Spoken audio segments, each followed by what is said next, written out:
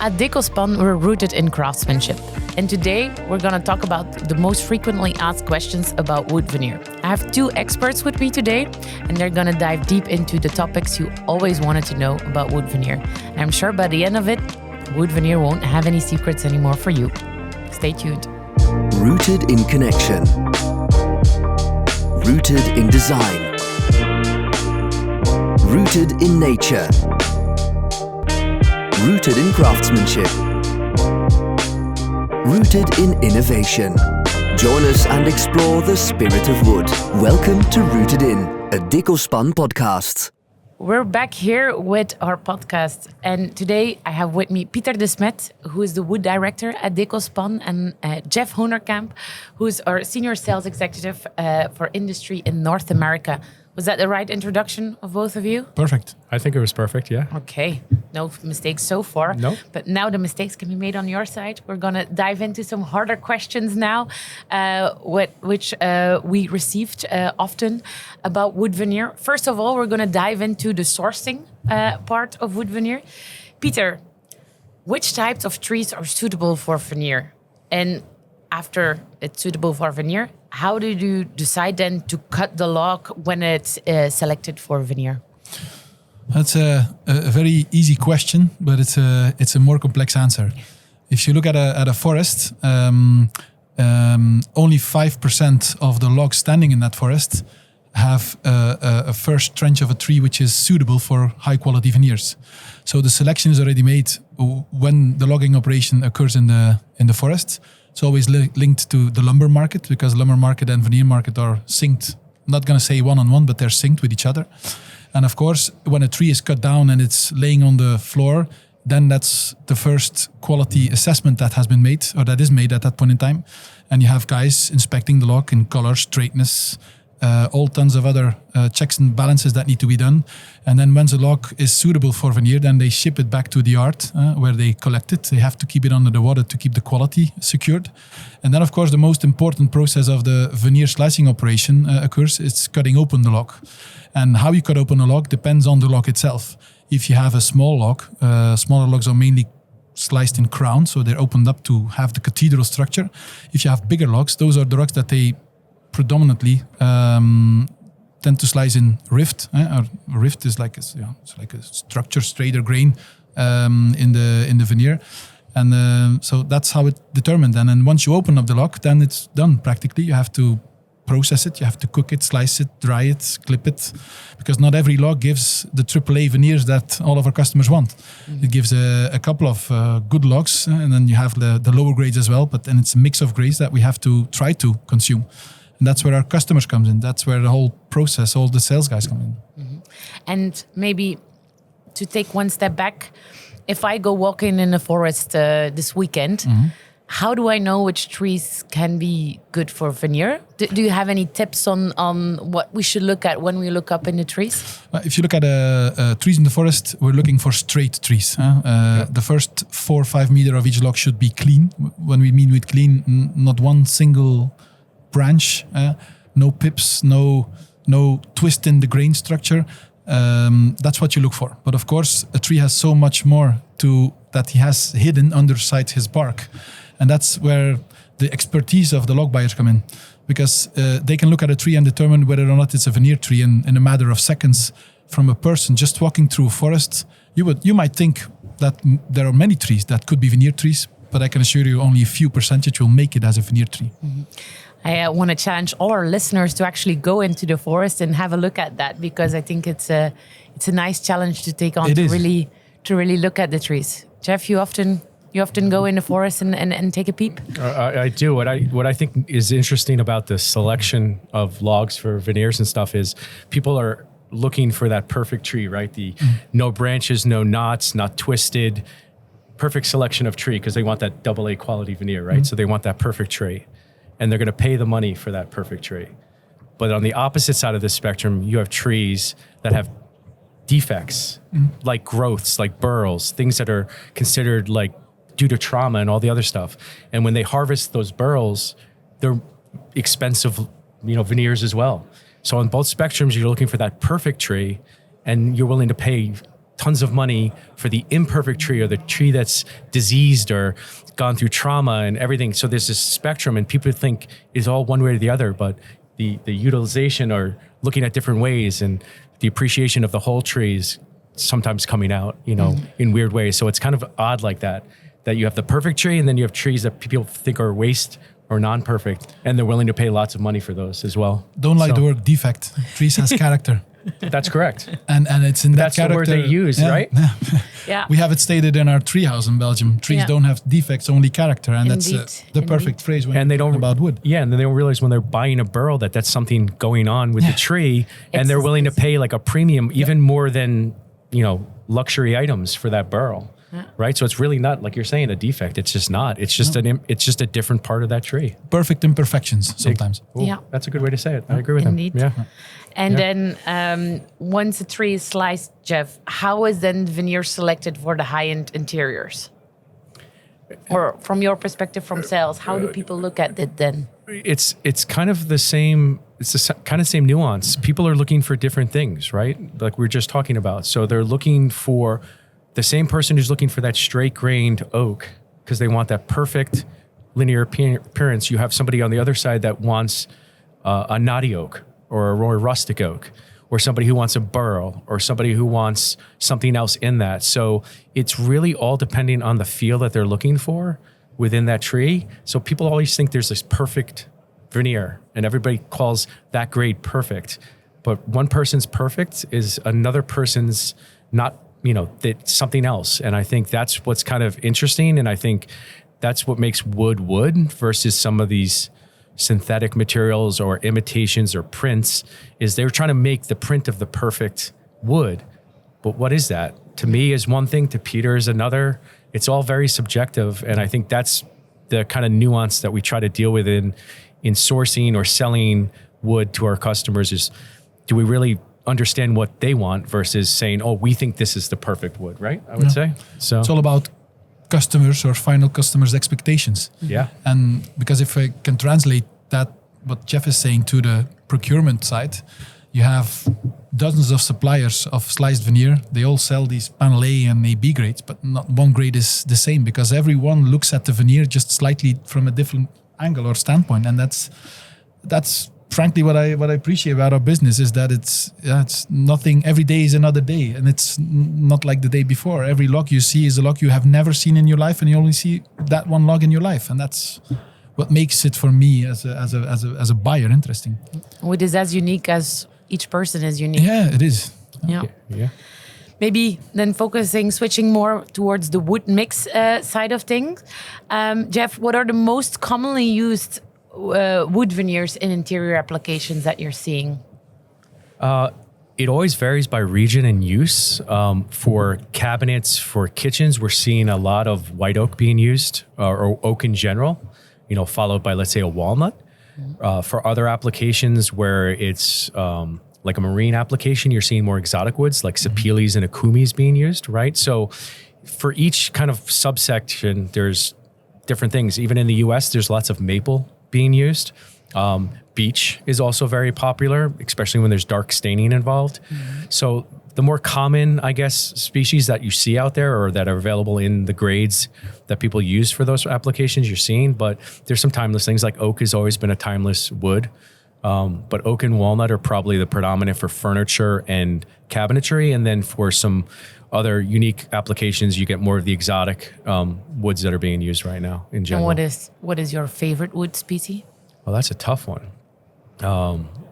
It's just it's going to go back to mood, I guess, based on my application of that room, right? So I would say I'm a big fan of lighter woods right now, more like airy, more fresh, open feel to it. So, and that ties into even my paint colors. I tend to lean towards a white or a lighter color or an off-white. So maybe that's why I lean towards things like an oak or a maple or something lighter colored. But walnut is also just extremely beautiful and rich. So it's kind of tough to choose sometimes.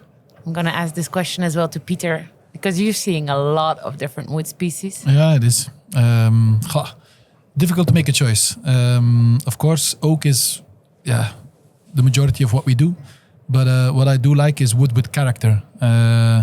Good in which you are looking, for a hidden gem within the gems.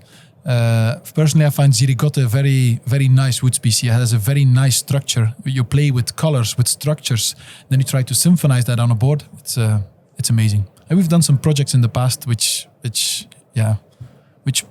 special projects. I'm not talking about oak and walnut because this is so mainstream. But for us, from procurement side, is a challenge.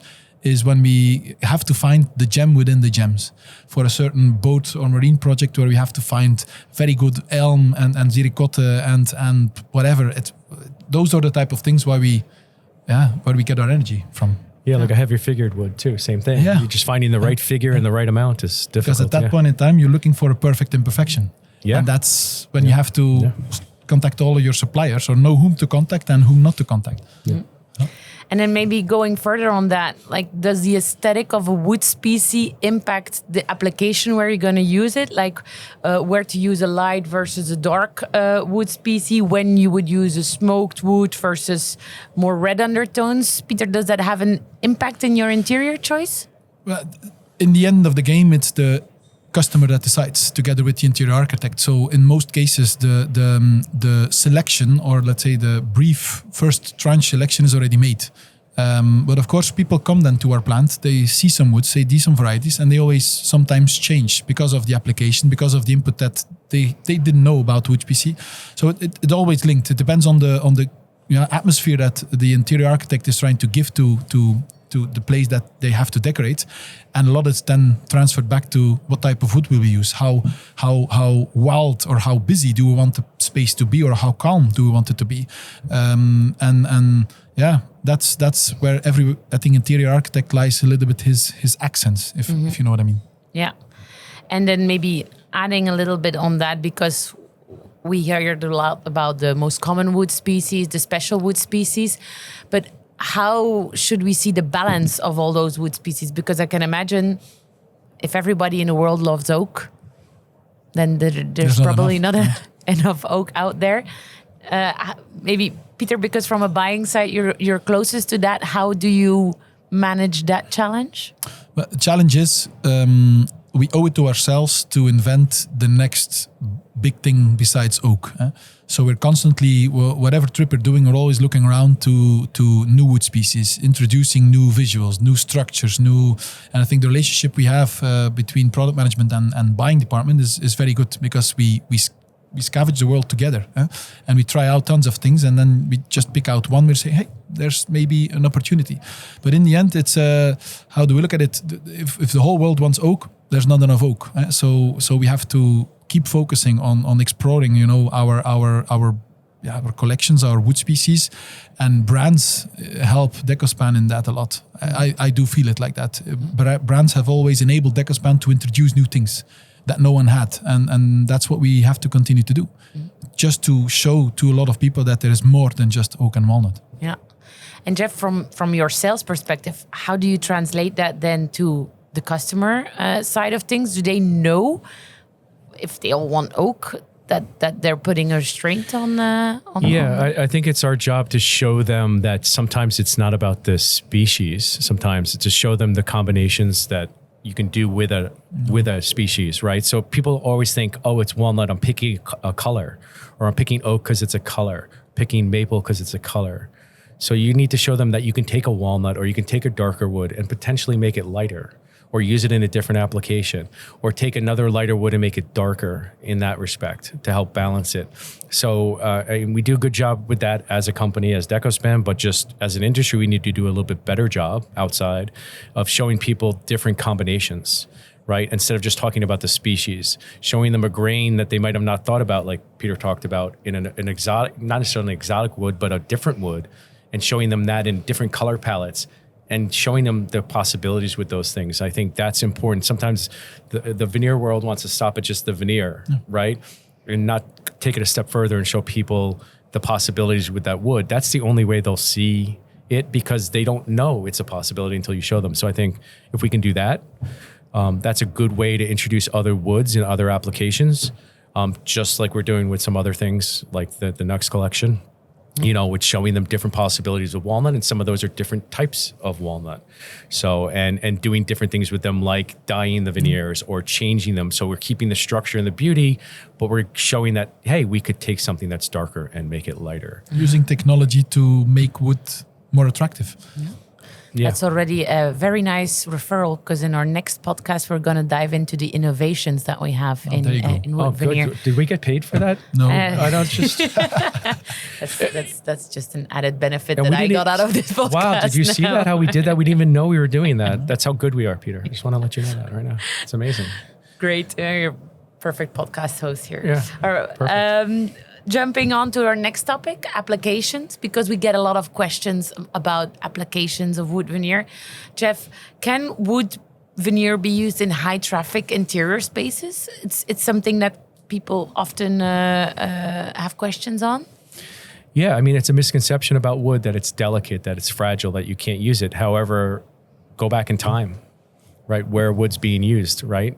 Anything from high traffic areas to wet environments like marine, right? We see boats being fully built out of wood. Some of the most luxurious boats still in the lakes where I am are the ones that are fully made out of wood, right? And the hull, everything about it. So if you can make a boat out of wood, or you can make certain high traffic areas where you're walking on the deck out of wood, then yes, it can be used in a high traffic area. It all depends on how you process that wood, how you finish the wood, and that doesn't deter from its beauty or anything. But as long as you know how to apply the right finishes and the right applications, you can make wood as durable as it needs to be. And it was interesting. I was just in Washington, D.C., and I was touring George Washington's house that they're renovating. So they finally ripped up the floorboards. And they're saying what the most amazing thing is that the beams they used to do it that were in perfect condition after 300 years, but other things that were synthetic that were in the house, plaster, this and that, had all deteriorated and were crumbling. But here's the wood in perfect condition, lasting hundreds of years. And I think sometimes people discount how strong wood is and how it can be used. So I think that's an example of, yes, you can use it wherever you need to use it if you know what you're doing. Yeah. That's a great point to is, highlight here. yeah. I think the Notre Dame is another example of that. It burned down, but actually when they started construction, they planted a forest. If it ever need be, they used they oak, did. and they used the oak from that forest that they planted when they built the original church. So they could. It was very sustainable thought thinking. They only also wanted to use only French oak for the rebuild. Yeah. It's examples of that are all over the place. It's amazing. Yeah. And then maybe diving a bit further on application, Peter, how do you decide on then the product composition for a certain type of application? For example, what type of product composition should you use if you use it as a shelf, or when it is a cabinet? Do you look at the product then differently? Should you choose your veneers differently? when I started in Decospan, I was instructed by one of our forefathers. And he always said, application determines everything. So if you're speaking about doors, if you're speaking about just regular doors or kitchen doors, that's just the application by itself determines what you have to suggest. And then, of course, I would, because it allows you to play a little bit with your grades, to play with your mix of grades. Because a cabinet door doesn't have to be A on A for the 99.9% of the time when it's closed. For the 0.1% that it's open can be B grade, you understand? And that's where I focus much on application. Not so much because of wear and tear, but just because of the aesthetic. Because people always care, we're veneer, so they always care about the aesthetic thing. But let's try to make every quality as attractive as we can possibly can. And I think that's something that we try to do in our collections as well. We are listening to our customers, we're listening to the market, and we're trying to make even the backs, which used to be a topic for some discussions in the past, we try to make them as attractive as we possibly can by playing with multiple bundles or mix matching them or just playing with the look and just to make all qualities more attractive than they used to be. And that's where we have to keep on doing it more. And also our sales department, they have to focus on getting that information from our customers. Because in the end, an inquiry is an inquiry, but they have to ask if it's the right inquiry that we have to quote for. Yeah. And how do you translate that in the sales department then, Jeff? It's the same thing. It's realizing that you have to find multiple avenues and multiple types of customers that understand where they can use these different things, right? So for every customer that wants a certain species or grade or something or look, let's just call it look for one type of species of wood, you need to find maybe another that wants something completely different, right? And I think that's important, goes back to the, whether it be utilization mix, whatever you want to call from it, is finding the people that need different things for different applications, different species.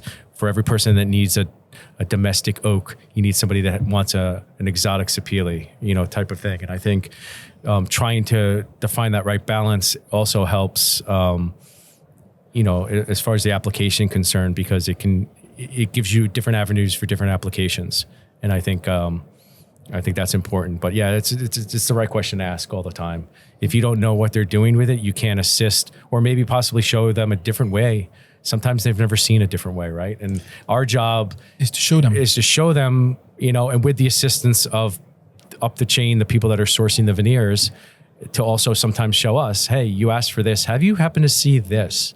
And sometimes that's how it happens. We say, no, I'd never seen that before. And I think that's when it works out really well. Definitely. Yeah. It's also probably a lot of people don't know that one tree doesn't give you all the same quality, that within that same tree, if they want the face grade, that tree also gives you. Even the most expensive logs give B and C grade. Yeah. Yeah, it's true. It's like deciding you want a cow, slaughter just for the filet mignon. And what are you going to, it just doesn't make any sense. And true butchers and chefs and everybody know this thing, and that's found in trees. It's found in cooking. It's found in farming. It's found in art. It's found everywhere. So it's not a unique characteristic just to the wood products industry, I guess you would say. So, but it's something that you refer to a lot, Peter, as well. The butcher strategy. Yeah. Indeed. That's because Peter likes to cook or have really good steaks all the time. That is all. He starts talking about wood and he gets hungry and then he's like, well, let me tell you about the butcher thing and maybe we'll get a steak afterwards, right? Is that how you lead into it, Peter? I think procurement eating is important. Let me say it like that. Maybe ask some final questions, because we've talked about the most important questions we've received from our customers. But what's the most challenging part that you're facing in your job? Maybe it's a broad question, and I'm spraining this one on you because I didn't prepare you one for this question. You need to have an unexpected element in a podcast. I thought the whole thing was like, you got questions before and I didn't get any before. So.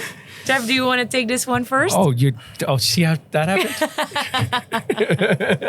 I have one ready. Why is Peter smiling so much right now? I don't know. I have one ready. If you want a few more seconds, we can. Most difficult thing on my side of the fence is the marrying of the expectations of a customer or a market or an industry, right? An industry subsection with the reality of what's possible, right? And then also trying to maintain some of the things we talked about. So it's kind of somehow bringing two things together that, don't really want to come together, two opposite ends of the magnet, right? So sometimes that's the most difficult part, is trying to figure out, okay, now how do we adjust? It's almost like a negotiation, like not a negotiation like price-wise or anything like that, but like a negotiation where both sides have to figure out what are they willing to compromise or talk about or change or look at. And I think that part is the most difficult part.